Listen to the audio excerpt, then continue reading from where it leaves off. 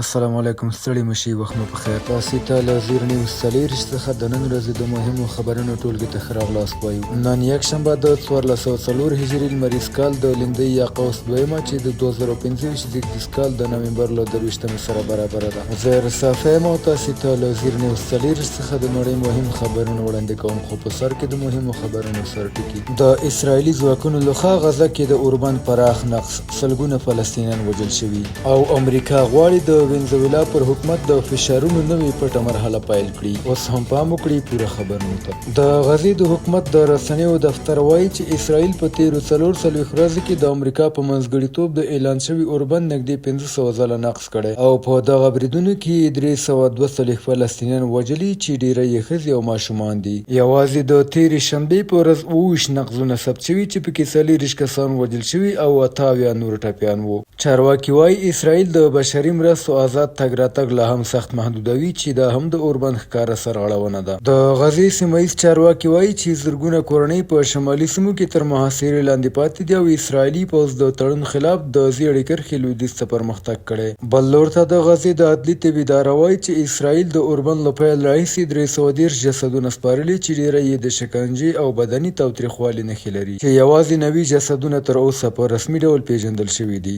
د روسي چارواکو په وینا د مسکو شاوخوا شاتوره د تودوخې او برېښنا لویه فابریکه د اوکراین د ډرون په برید کې لګېدلې. له برید وروسته د مسکو ونوکو هوایي ډګر کې الوتنې هم په موقت ډول محدودې شوي دي. په اوکراین کې بیا د دنیپرو ښار د شپې په توغندیز بریدونو کې لږ تر لږه 14 تنه ټپیان شوي چې یوه 11 کلنه جنۍ هم پکې شامله ده. ودانۍ او شخصي کورونه د بریدونو له امله زیانمن شوي هم دي. ورته مهال بیا د جګړې د پای ته رسولو لپاره د امریکا 28 مادهیز وړاندیز شوی پلان د اوکراین، امریکا، جرمني، فرانسې او بریتانیا د ملي امنیت سلاکارانو لخوا نن په جنیوا کې ارزول کیږي. ټرامپ ویلي چې دا طرحه وروستۍ نه ده، خو کیف ته د پریکړې لپاره د نومبر 28 وروستۍ نیټه ټاکلې ده. اروپایي هیوادونه وایي چې پلان له نورو تعدیلاتو ته اړتیا لري، په ځانګړي ډول د سرحدونو د زور له لارې د بدلون او د اوکراین د پوځ د محدودولو له شرطونو سره مخالفت څرګندوي. په ورته وخت کې کاناډا او د شمالي اروپا هیوادونو د اوکراین د ملاتړ د دوام ژمنه تازه کړې ده. په جګړه ییز ډګر کې روسیې ادعا کړې چې د دونیسک او زاپوریجیا په سیمو کې 3 کلي تر خپل کنټرول لاندې راوستي دي. رویټرز د امریکا چارواکو له قوله راپور ورکوي چې د متحده ایالاتو حکومت د وینزویلا پر حکومت په ځانګړي ډول د ولسمشر نیکولاس مادورو پر ضد د فشار د زیاتولو لپاره د پټو عملیاتو نوې مرحله پلانوي. سرچینې وایي دا لا نه ده روښانه چې ولسمشر ډونالډ ټرمپ به د عملیات کلاو په کومه کچه عملي کړي، خو تمه ده چې پلان به په راتلونکو ورځو کې فعال شي. دغې تګلارې د واشنګټن د هغو پراخو هڅو برخه ګڼل کیږي چې له لارې امریکا غواړي د مادورو پر حکومت سیاسي فشار زیات کړي. دا راپور په داسې وخت کې خپریږي چې واشنګټن پر وینزویلا تازه سیاسي او اقتصادي بندیزونه سخت کړي او د دواړو هیوادونو اړیکې ترنګلې کړي دي. امریکا مادورو د بشري حقونو په پراخو سرغړونو، د سیاسي مخالفینو په ځپلو او د اپوزیسیون د مشرانو په نیولو او د سیاسي ازادۍ په محدودولو تورنوي. واشنګټن دغه راز وایي چې مادورو مشروعیت له لاسه ورکړی او په وینزویلا کې ترسره شوې ټاکنې نه آزاده وي او نه عادلانه.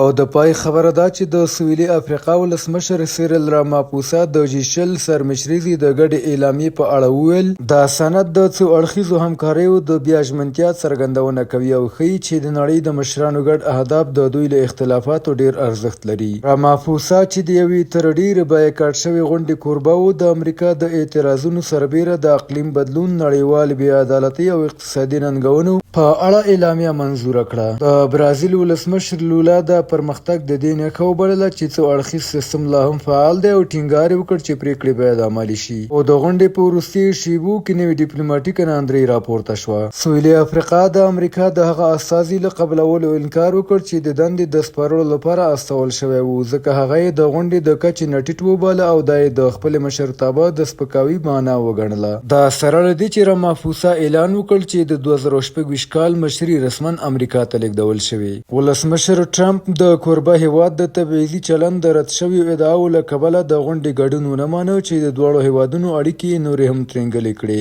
د غونډې په نورو بدلونونو کې د ترکیې ولسمشر رجب اردوغان وویل چې انقره د غزې لپاره د نړیوال امنیتي ځواک په چوکاټ کې د سرتیرو استولو ارزونه کوي او د اسرائیل بریدونه یې نسل وژنه وبلله. ګډونوالو د یوې اعلامیې له لارې د غریبو هیوادونو د اقلیم اړوند زیانونو جبران جبران د پورونو په کمولو او شنی انرژي ته د لیږد په چارو کې د نړیوال ملاتړ غوښتنه وکړه.